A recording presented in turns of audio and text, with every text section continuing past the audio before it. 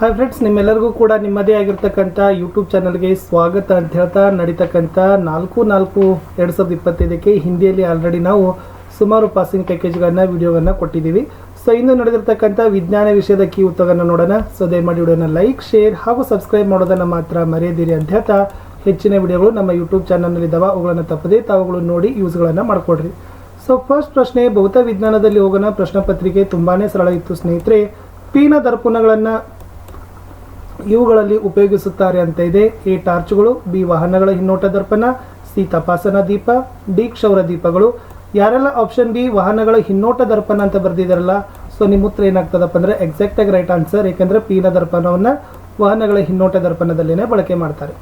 ಪ್ರಶ್ನೆ 2, ಸೂರ್ಯನ ವಾಸ್ತವ ಸೂರ್ಯೋದಯಕ್ಕಿಂತ 2 ನಿಮಿಷಗಳ ಮೊದಲು ಹಾಗೂ ವಾಸ್ತವ ಸೂರ್ಯಾಸ್ತದ ನಂತರ 2 ನಿಮಿಷಗಳ ನಂತರ ನಮಗೆ ಗೋಚರಿಸಲು ಕಾರಣ ವಾಯುಮಂಡಲದಲ್ಲಿನ ಅಂತ ಕೇಳಿದರು.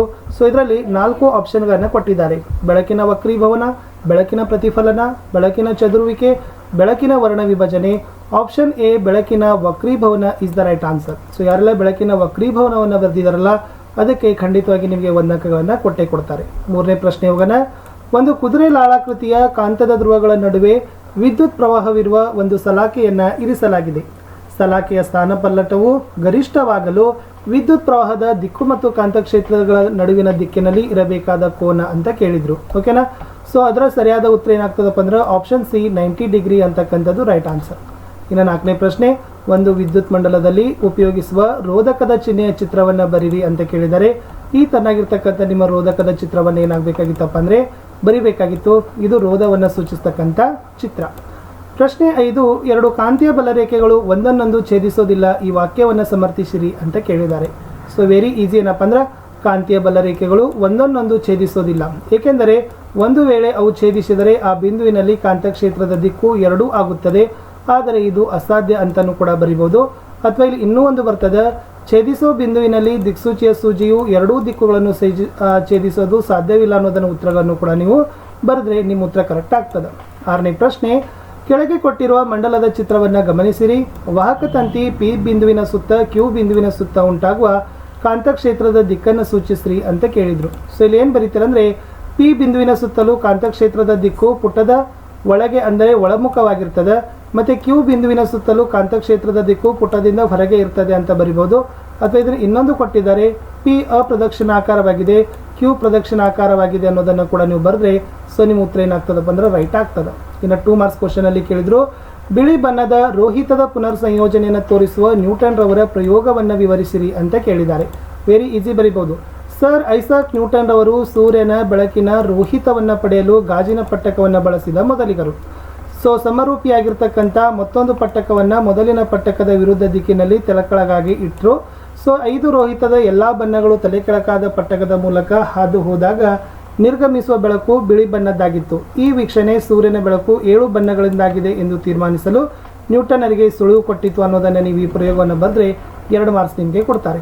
ಮುಂದಿನ ಪ್ರಶ್ನೆ, ಸಮೀಪ ದೃಷ್ಟಿ ಮತ್ತು ದೂರದೃಷ್ಟಿಗಳ ಕಣ್ಣುಗಳ ನಡುವಿನ 2 ವ್ಯತ್ಯಾಸಗಳನ್ನು ಬರೀರಿ ಅಂತ ಕೇಳಿದರು.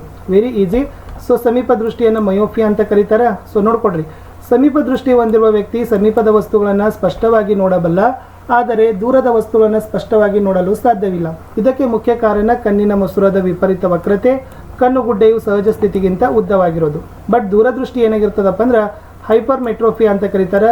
ವ್ಯಕ್ತಿ ದೂರದ ವಸ್ತುಗಳನ್ನು ಸ್ಪಷ್ಟವಾಗಿ ನೋಡಲು ಸಾಧ್ಯ, ಆದರೆ ಹತ್ತಿರದ ವಸ್ತುಗಳನ್ನು ಸ್ಪಷ್ಟವಾಗಿ ನೋಡಲು ಸಾಧ್ಯವಿಲ್ಲ. ಇದಕ್ಕೆ ಕಾರಣ ಏನಪ್ಪ ಅಂದ್ರೆ ಕಣ್ಣಿನ ಮಸೂರದ ಸಂಗಮ ದೂರ ಉದ್ದವಾಗಿರೋದು, ಕಣ್ಣುಗುಡ್ಡೆ ಅತಿ ಚಿಕ್ಕದಾಗಿರೋದು ಅನ್ನೋದನ್ನು 2 ವ್ಯತ್ಯಾಸಗಳನ್ನು ನೀವು ಕೊಟ್ಟರೆ ನಿಮ್ಮ ಉತ್ತರ ಸರಿ ಆಗ್ತದೆ.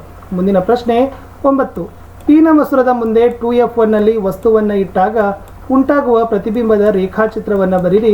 ಈ ರೇಖಾಚಿತ್ರದ ಸಹಾಯದಿಂದ ಪ್ರತಿಬಿಂಬದ ಸ್ಥಾನ ಮತ್ತು ಸ್ವಭಾವವನ್ನು ಬರೀರಿ ಅಂತ ಕೇಳಿದರು.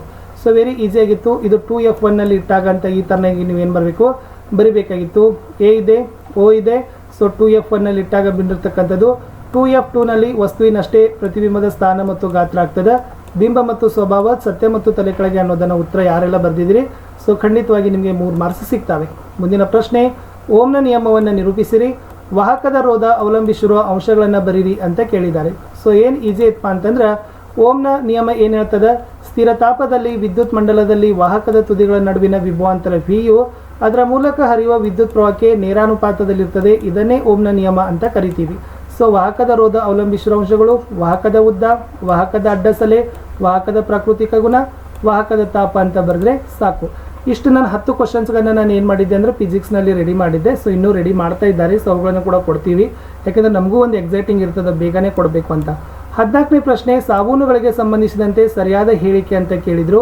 ಇದರಲ್ಲಿ ಯಾವ ಹೇಳಿಕೆ ಕರೆಕ್ಟ್ ಇದೆಪ್ಪ ಅಂತಂದರೆ ಬಿ, ಗಡಸು ನೀರಿನಲ್ಲಿ ಕರಗದ ಒತ್ತಡವನ್ನು ಉಂಟು ಮಾಡ್ತದೆ ಅನ್ನೋದನ್ನು ಯಾರೆಲ್ಲ ಬಿ ಆಪ್ಷನ್ ಬರ್ದಿರಿ, ಎಕ್ಸಾಕ್ಟ್ಲಿ ರೈಟ್ ಆನ್ಸರ್. 15ನೇ ಪ್ರಶ್ನೆಗೆ ಬರ್ತೀನಿ. CuO plus H2 heat it gives to Cu plus H2O. ಈ ರಾಸಾಯನಿಕ ಕ್ರಿಯೆಯಲ್ಲಿ ಏನಾಗಿದೆ ಅಂತ ಕೇಳಿದ್ದಾರೆ. ಸೊ ನೆನಪಿಟ್ಕೊಡ್ರಿ, ಇದು ತಾಮ್ರದ ಆಕ್ಸೈಡ್ ಅಪಕರ್ಷಣೆಗೊಂಡು ತಾಮ್ರ ಉಂಟಾಗಿದೆ ಅಂತ ಯಾರೆಲ್ಲ ಬರೆದಿದ್ದೀರಿ, ನಿಮ್ಮ ಉತ್ತರ ಸರಿ ಆಗ್ತದೆ. 16ನೇ ಪ್ರಶ್ನೆ ಉತ್ತರವನ್ನು ಕೂಡ ಕೊಟ್ಟಿದ್ದಾರೆ. ಕಬ್ಬಿಣದ ಸಂಕ್ಷಾರಣವನ್ನು ತಡೆಗಟ್ಟುವ ಯಾವುದಾದರೂ 2 ಕ್ರಮಗಳನ್ನು ಕೇಳಿದರು. ಸೊ ವೆರಿ ಈಸಿ, ಬಣ್ಣ ಬೆಳೀತಕ್ಕಂಥದ್ದು, ಗ್ಯಾಲ್ವನೀಕರಣ ಮಾಡ್ತಕ್ಕಂಥದ್ದು, ಓಕೆನಾ, ಗ್ರೀಸ್ ಹಚ್ಚೋದಾಗಿರ್ಬೋದು, ಕ್ರೋಮಿಯಂ ಲೇಪನ ಮಾಡೋದು, ಇವೆಲ್ಲವುಗಳನ್ನು ನೀವೇನು ಮಾಡ್ಬೋದಪ್ಪ ಅಂತಂದರೆ ಬರಿಬೋದು. ಇನ್ನು ನೆಕ್ಸ್ಟ್ ಉತ್ತರ ಕೊಟ್ಟಿದ್ದಾರೆ. 17ನೇದು ಉತ್ತರ ಕೊಟ್ಟಿದ್ದಾರೆ. ಸಾರೀಕೃತ ಆಮ್ಲವನ್ನು ಹೇಗೆ ಸಾರಯುಕ್ತ ಮಾಡ್ತೀರಿ ಅಂತ ಕೊಟ್ಟಿದ್ರು.